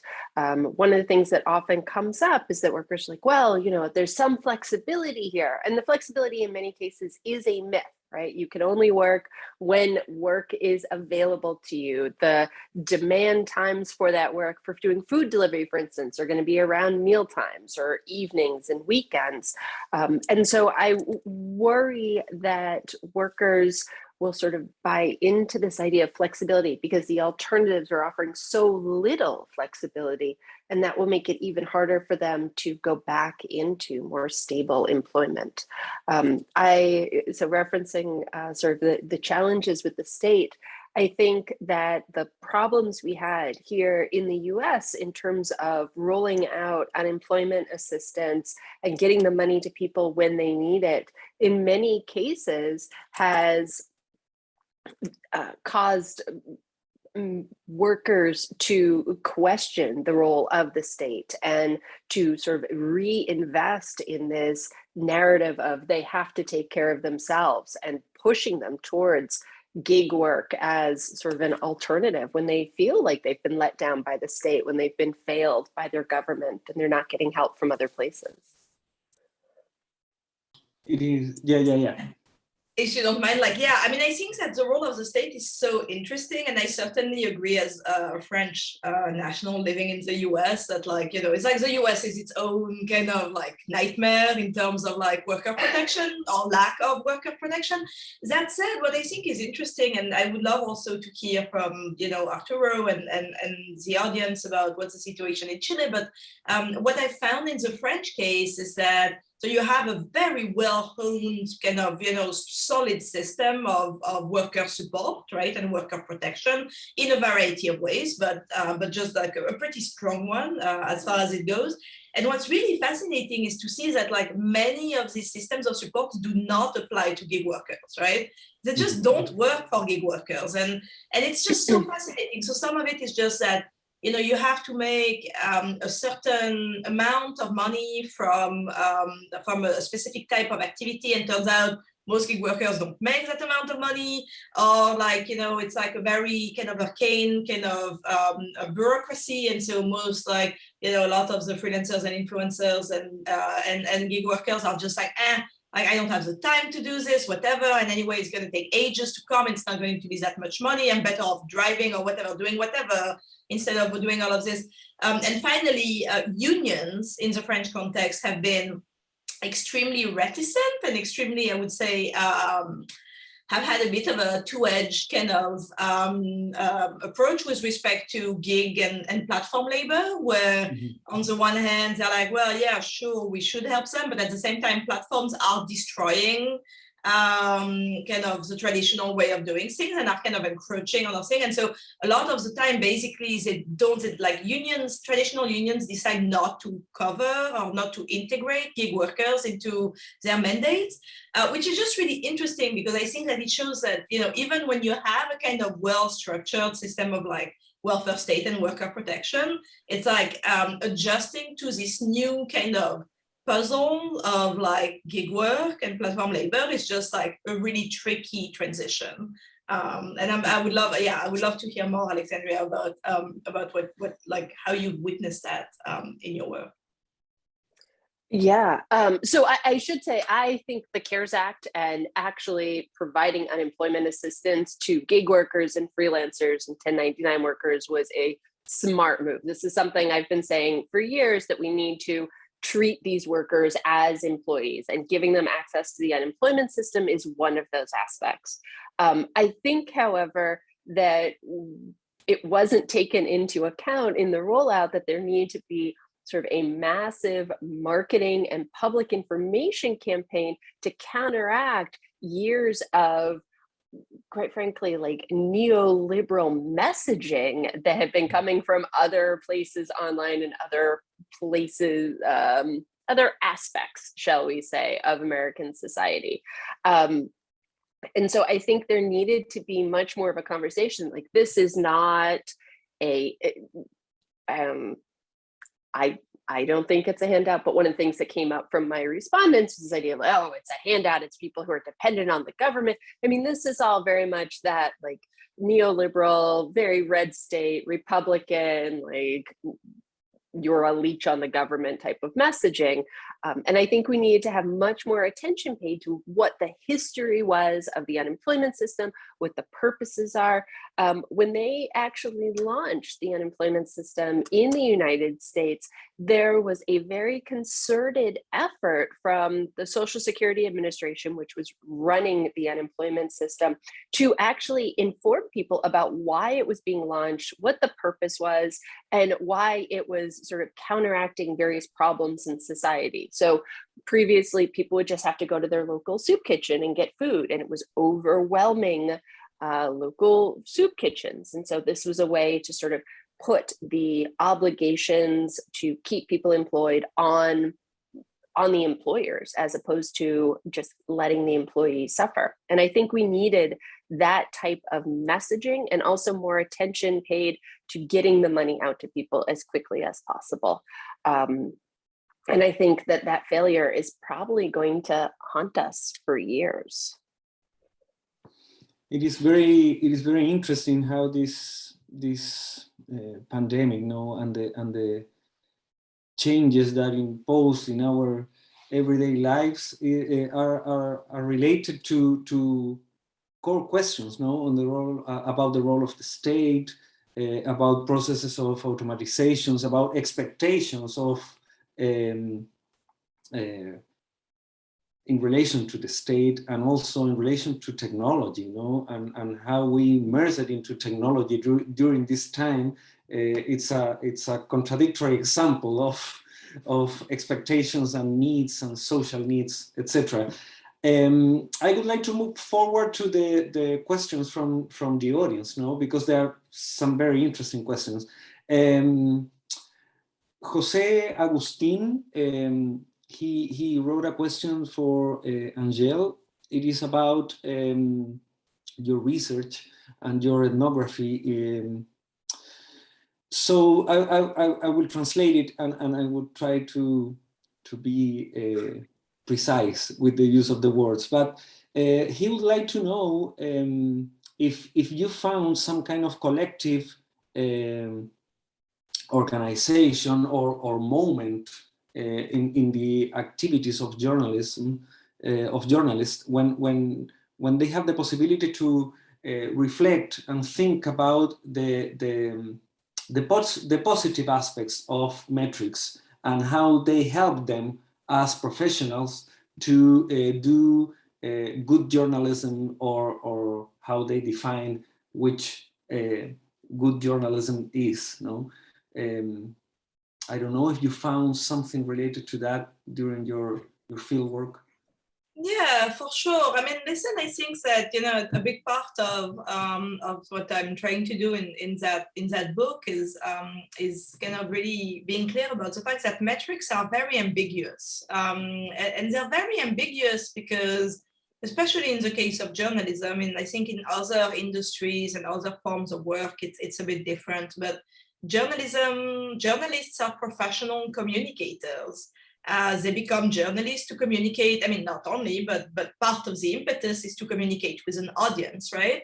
And so metrics as such really kind of represent like this kind of impact and relevance, as in like, you know, people have read the article, people have cared about it. And so I think that for many journalists, this kind of double aspect of metrics, the fact that metrics are both a kind of indication of public interest, public relevance, public impact, but also a manifestation of market forces, of the encroachment of kind of the advertising economy, like onto the kind of internal processes of editorial departments and newsrooms, makes them like just a really kind of complex object to deal with, and where journalists are just like systematically kind of zigzagging in a way between like more negative takes on metrics and more positive takes on metrics, right? So that's the first part of the answer. I think a second part of the answer is that within the world of metrics, there are many different kinds of metrics, right? And journalists and editors typically have a kind of hierarchy of good metrics versus bad metrics. So typically within newsrooms, bad metrics are number of page views, which are seen as kind of the lowest common denominator because it's really kind of clickbait. And, you know, if you have an article with like 3 pages, you know, where you have to click to get to the next page, well, that counts as like 3 page views. So it really encourages, it's kind of it was more of a 2010 thing, but like, yeah, it really encourages like kind of absurd editorial behaviors, right, that have nothing to do with journalistic quality or journalistic impact. Then slightly above that are unique visitors, slightly above that are like number of shares, because the idea is that when people share pieces of news, it's because they find it interesting and important and they want to like spread the word to their kind of networks, etc. And now the metric that's like seen as like the most valuable, which is, or the most positive, the good metric, is typically time engaged. And so that's a metric that measures how long readers stay on a given article, right? And usually these numbers are very low. It's like below 1 minute. So it's just very low. But several newsrooms have tried transitioning to time engaged as the key metrics that they use, both to like assess engagements on the editorial side, but also to sell advertising to brands, right? And the idea being that if you're, say, Coca-Cola and you buy some kind of advertising space on a news website, if the reader just goes in and stays 2 seconds and then bounces off, they're not going to have time to see the Coca-Cola ad. Whereas like if they stay for like a whole minute, like, they're more likely to see it. And so there's been like a lot of kind of movement towards trying to make time engaged, like the key metric within the journalistic and kind of online advertising ecosystem. Most of these efforts don't work. I mean, they haven't quite panned out, in big part because the online advertising market is such a monster at this point. It's such a big thing, and it's completely dominated by Facebook and Google, who have no incentives to like kind of change how they're doing things at this point. So I think, I don't know if that completely answers your question, but there is a lot of discussions about what do metrics mean and how do we deal with them? In terms of creating collectives, I mean, I think that, part of what I discuss in my book is that newsrooms have this moment of like collective energy where like all the journalists are just like, enough with these metrics, we don't want them. But usually these efforts are very short-lived. And then it's kind of back to the grind. There are a couple of exceptions, but yeah, that would be more or less my answer. Thank you. There's another question, and I think it fits with you both, with your own work, and it's about the role of maybe some kind of political consciousness from journalists and workers as well in the US and in France, for instance, and how that kind of differences in the role of, for instance, the journalist, and how consider themselves as public intellectuals in the case of France, or how workers define themselves in the US, or understand their activities, and and their power maybe against their employees or how they negotiate with them. How did you see that kind of historical and political as well aspects on your work, and specifically about you mentioned, Angèle, in the way how journalists understands or define themselves as professionals, no, and the difference between both countries. But in your case, Alexandrea, how do you see that self-consciousness, no, in some way, and how they understand work and how they conceive the role of the state at this stage? It's part of a historical evolution. I don't know. It's the same story. If you can think about that. Yeah. So it's a very interesting question, right? So here in the US, although right now we actually see a large number of strikes beginning, I was just reading today about strikes at John Deere and a number of other places. But one thing that sort of comes up a lot with the workers is that they know that if they are independent contractors, that they don't really have the option to strike. And so there's not really it's funny, actually, when I did the research for Hustle and Gig, I had many more workers saying, oh, we should organize. I'm trying to get together with people. We want to start our own platform. We would want to come up with a different solution. But when I was interviewing workers for this Work in the Time of COVID project, we were actually asking about some of the efforts to organize at Amazon. And people said, well, I think that's great, but we can't do that. We're independent contractors. I don't even know how to get in touch with people. And I think, if anything, the pandemic with this need to social distance has isolated the workers even more. And so they're less likely to be hanging out outside McDonald's and talking to other people and saying, hey, let's figure out a way to organize. On the other end of that, however, we did interview about 60 creative freelancers. So individuals who were involved in film, photography, acting. And if they were in a field that had a union, they expressed generally a lot of interest in joining the union if that was an option for them.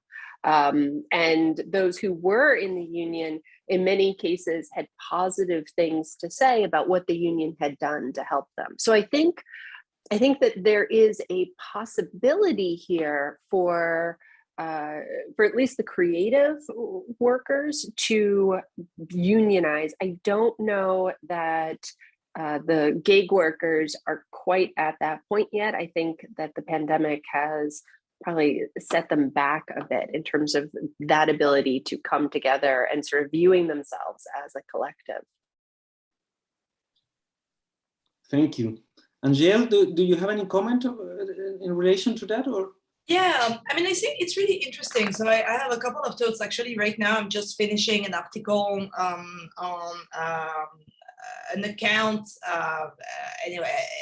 An account that's like basically that's called the Influencer Pay Gap, and that kind of is a crowdsourced account that collects racial. I mean, that where like a lot of influencers submit anonymously how much they've been paid by brands for sponsored content, and a lot of the emphasis is about racial difference in pay and how kind of the influencer world kind of reproduces racial and racialized hierarchies. And so what's fascinating for me is that, you know, this account, which was created in 2020 and already has like I think 80,000 followers on Instagram and just like a ton of content. So we're doing a quantitative analysis kind of like together with a kind of qualitative analysis of some of the posts.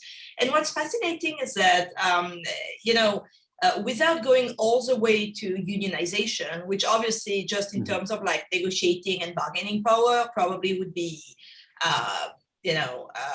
the most, shall we say, impactful way of changing labor conditions. What you find is all of these kind of mediated collective efforts, right? That like serve as a way to like try to increase transparency and accountability within the industry, exchange tips and resources between kind of, in that case, influencers, but any kind of platform worker, you know, and just like, and then like in that case, like really putting race at like front and center, right? And just saying like, you know, that as a question of race when you talk about influencers, and in the influencer economy is too often forgotten.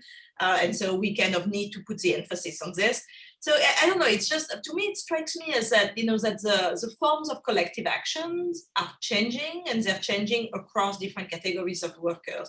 Anyway, so that's just like one thing I've been kind of thinking a lot about recently, which is what does activism look like for gig workers, and what are the different forms that it takes, and how can workers like kind of build solidarity out of the somewhat disaggregating kind of impetus of platforms, right? And so it's something I think about. And again, like, you know, influencers may be a specific case or not. I mean, I would love to see a kind of structured comparison of like different forms of resistance or solidarity depending on the sector of gig work, right? Like drivers versus influencers versus freelancers, like, you know, just like trying to see what that looks like. And then like that's kind of a segue into the kind of first part of your question, I guess, which is about the difference between, in my case, French and American journalists. And again, I think that it's so interesting in the sense that like, so you have like different ways of doing things in different places, right? That's kind of the, you know, basic of sociology, right? It's like people kind of figure things out in different ways, and different national fields kind of get structured in different ways, etc. And so you have different professional identities, representations, practices, norms, like all of that stuff. Which comparative sociologists and historical sociologists can spend like literally like, you know, centuries analyzing. And then you have platforms, which are all basically within like 20 miles of where I live, and that are basically creating this kind of like one size fits all technologies and templates that, you know, are spreading across national borders at the speed and a pace that's just, you know, only perhaps as fast as perhaps, you know, financial markets, but that's basically like the speed at which it goes. It's kind of crazy. And so for me, it raises a lot of questions about like, so how do workers kind of deal with platforms in ways that are still specific to their geographic and national areas, right? Like, do gig workers in Chile kind of deal with platforms differently than gig workers in France and gig workers in the US? Like, what about like different countries in the global South? Like, and so how do you see as a kind of reproduction of difference at an age of like technological convergence? And it's really something I'm thinking a lot about, and I don't have an answer, but just as a comparative sociologist by training, I think that there are differences, and that if you look closely enough, you're going to find differences. But that's more of a wide guess and an informed kind of conclusion. Wow. Yeah, thanks for that. For those ideas. No, I'm always struggling with the same question. No? What kind of difference do you find when you have the same platform for everyone? No, and especially across generations sometimes, or across different social classes, I don't know. I will continue. There are a couple of very, very interesting questions. This is one from Matthias, and this is for you, Angèle. Yeah, it's about the role of metrics in terms of considering the limitations of metrics sometimes, when you can manage them or affect them, no, through different strategies or tactics, no, the clickbait, buying fake followers, or through the engagement bots, no. How these practices, or in theory, diminish the importance of metrics in a particular field, no. In your case, it was relevant. Maybe the economic incentives for for journalists are still important. I don't know. I remember when I will complement this, when writing a book chapter about the influencer industry,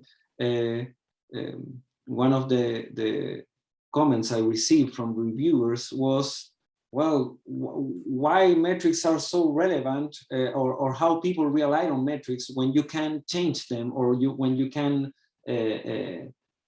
buy followers, or I don't know. And then I start asking myself, wow, yeah, it's interesting how you can create a sense of success, around your numbers when they all can be fake.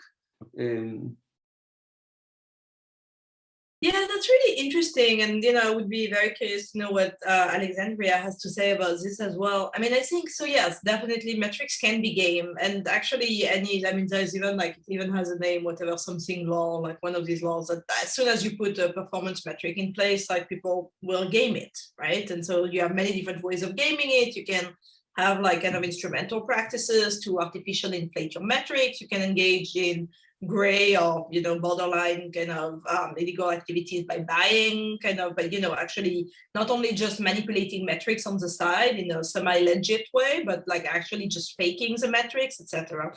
And so definitely that metrics don't mean that much. That said, and I think for me the key reference there, and I put it in the chat, is Espeland and Souther's work on law schools and the ranking of law schools, right? And basically what they find, so they look at how, and I'll put it in the chat, they look at how, so in the US, there is this news organization called US News and World Report that provides a ranking of departments and schools by type of specialty. And so the ranking of law schools is extremely important because that's how students decide which law schools they're going to go to. And so it has a major kind of impact on how many students apply for schools, on what kind of faculty, what kind of resources, what kind of endowment. It's just the repercussions of this kind of ranking is essential. And basically what Espeland and Souther find is that, law schools keep trying to fudge the numbers, sometimes, in a semi-legit way, sometimes in a not so legit way, but at the end of the day, regardless of that, metrics have completely changed the internal organization of how law schools present themselves, right? And so it's even the effort to fudge the metrics can be seen as an effect of the metrics on the organization of specific fields and organizations. So yeah, metrics are very problematic. They don't measure that much. They're always contested. They can always be fudged, but in a way that always speaks to the kind of centrality and importance of metrics in creating all of these reactive practices where everybody just starts kind of relating to metrics and making efforts to improve their metrics, right? So I really think that that's kind of what you see right now. And again, a lot of it is driven by platforms, and not only, but platforms by definition come with a ton of metrics, right? And so kind of what you see is just fields that, willy-nilly, they don't want to, they're trying not to, but they're still being kind of dragged into a metricized environment where, whether they like it or not, metrics are a big part of what's going on. And, honestly, you can see that with academia as well, right? It's I'm sure that, if you were to do a survey of academics, everybody hates metrics. I don't know, but citation numbers are problematic.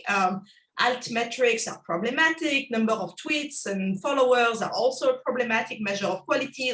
All of these things are problematic measures. And yet, I think that more and more academics, again, willy-nilly, without necessarily wanting it, are kind of getting dragged, and universities are getting dragged into this kind of metricized definition of how important work is measured, right? I'll stop here. Yeah, you're talking about complicated issues related to academia. Well, I would like to I have some more questions, but we are running out of time. But maybe I would like to include this one, which was made by my colleague Manuel. he's a faculty member. He talked about the maybe this is for you, Angèle, again, but how metrics could help to visibilize or make more visible the type of news that are not related to celebrities or news that are important for public life. No? Did you see that kind of discussion during your fieldwork? How metrics can be positive to the work of journalists, making visible this kind of investigative journalism or the type of journalism that has an impact in society in a good way, no? Considering these kind of articles are not the most read articles in the websites or the most important ones by audience, no? Yeah, so I actually have this one example which I love, just because for me it's like the one thing where I'm just like, oh, metrics can be useful. So, you know, I was doing fieldwork at a big, like the biggest newspaper, one of the biggest newspapers in France, which has a very strong online presence. And you know, I was just doing that. I ended up not using that part of my fieldwork in the book. As always, it's like I ended up using like perhaps like half of the fieldwork I did, and the rest just went out of the window, which, you know, is okay. And I remember like I was in the political part of the newsroom, right? So like politics and kind of political news. And some journalists were like, oh yeah, like we realized something really funny with metrics, which is that so one of the journalists in the politics beat was a big fan of what's called in France public finance, which is basically the coverage of kind of budgetary kind of negotiations that are internal to the finance department, to the finance ministry in French, like super nerdy, like really like, you know, the kind of, but incredibly important because that's where like, you know, decisions for like all the allocation of public money kind of get made. But super nerdy, super technical, whatever. And anyways, there was this one journalist who really cared about that and, you know, had some training in it and was like, you know what, like, I kind of want to publish a couple of articles about it. And, you know, the editor was like, okay, whatever. Like, if you insist, like, you do it. But, you know, why don't you do like a blog post? It won't be like a full article, just like do it on the side on top of your usual assignment. So that journalist did it. And then like, you know, a week later or something, they were like, wow, actually, the metrics for that article are incredibly good. It's like, there is like, I mean, I don't remember exactly how it was, but like 100,000 page views, which, you know, for our unique visitors, which for that kind of article was kind of, I don't know. And then the number of comments was like insane, like 100 comments. And basically what they realized is that in the comments, it was a lot of employees of the Ministry of Finance who were kind of commenting on it and correcting, and then like, you know, being like, no, I disagree, this is not what happened, whatever.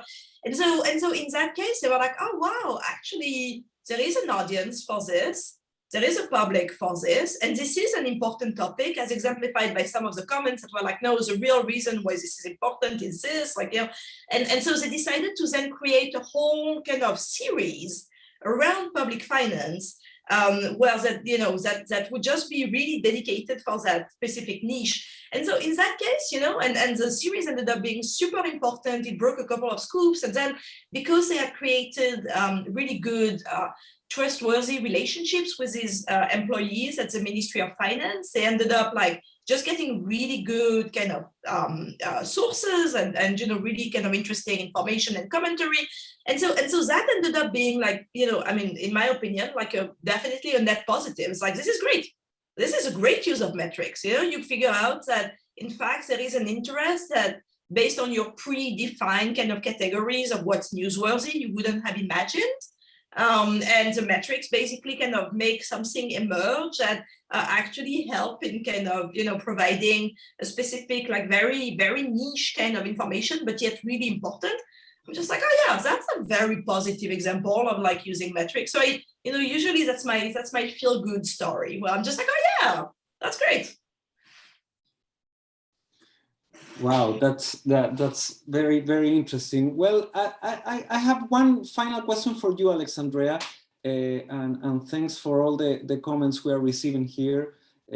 Fran said that she's very happy that our panel is a feminine panel, which is not common in the digital world, she said. So thank you, Fran. The last question is for you, Alexandrea, and it's related to the changes you've seen during this pandemic in terms of the reorganization of the labor market. I remember reading a report from the Chase Institute, Chase Bank, I think Bank Institute, something like that, in the US during the financial crisis in 2008. And one of the conclusions of that report was the movement between the formal market towards the gig market after the crisis. In the US, at this stage of the pandemic, have you seen that movement, considering the increasing number in unemployment from in formal markets towards the gig market? It's an open question, I know, because maybe there are not, there's no governmental measures yet about that. But what do you think about this crisis? As you mentioned, we are reaffirming we are living in a risk society, and do you see that kind of movement between markets during this pandemic in the US? Yeah, so that's a good question. So one of the women that I interviewed, when we interviewed her in the first round of interviews, she was living in a homeless shelter with her 2 daughters and was getting welfare, and then was also getting some unemployment. And when we followed up with her, because it's a panel study, followed up with her about little more than 6 months ago. So it was still the school year. It was the end of last year's school year. She knew that the unemployment was ending. She wanted to be able to support her family, but she had a 6-year-old. And the 6-year-old, she knew that if she went back to school, that there was a distinct possibility that the school was going to close, that there were going to be COVID exposures. So she actually ended up turning to doing Uber Eats food delivery because it was one of the few jobs that she could do where, worst case scenario, when her kid's school closed, she could take her daughter with her. Her older daughter had moved in with the father and wasn't there to do childcare anymore. And this woman had actually taken out 2 car notes. She took out a regular car loan and then an additional car loan in order to do the down payment for the car loan. And her daughter's school had closed for a COVID outbreak, multiple kids in the class. And when I spoke to her, she was literally doing food delivery with their kid in the car because they were supposed to be under quarantine and she couldn't afford. And so I think what we're going to see is that a lot of employers may be hiring, but they're not taking into account that schools are still closing, the kids are still being exposed, that we still don't have a vaccine that has been officially approved and rolled out. Even today, apparently, you can't quite get the appointments yet. And so I think that we're going to continue to see that people are going to be turning to gig work because they're not getting the support. There's no sort of backup in terms of childcare, in terms of other options if there is a COVID exposure in their family.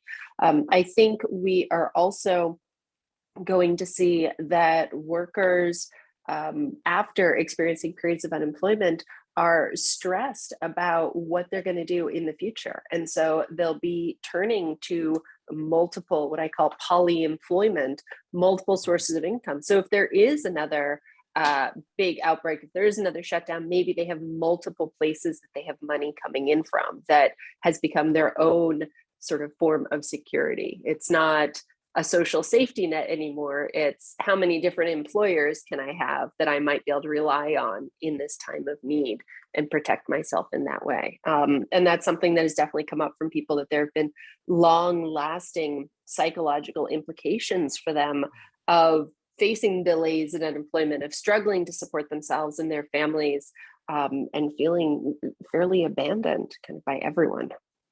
Yeah. Not a happy note to end on, I'm sorry. No, that's true. It's an interesting point. The thing you mentioned in our country, there are some studies that are showing that women, for instance, are facing the most difficult times in order to coming back to work and have a work opportunity, because they have to take care of other people and they have to take care of their kids, children, etc. So it's issues of gender in relation to that and the pandemic are very relevant. With this non-optimistic discussion, I would like to thank you both. Thanks for your time, and I'm very happy to invite you to share your work with us and with our students, with our colleagues, and with our audience today. We will continue tomorrow, and thank you so much again. Muchas gracias a todos por estar aquí. Hemos dado por finalizado nuestro primer día de conferencia Cultura Social Media. Gracias Angèle, gracias Alexandrea. Mañana continuamos a las 11 del día con otros invitados que van a estar conversando con Carmina Rodríguez, Andrea Guzmán y Tomás Dodds. Muchas gracias, que estén muy bien. Thank you.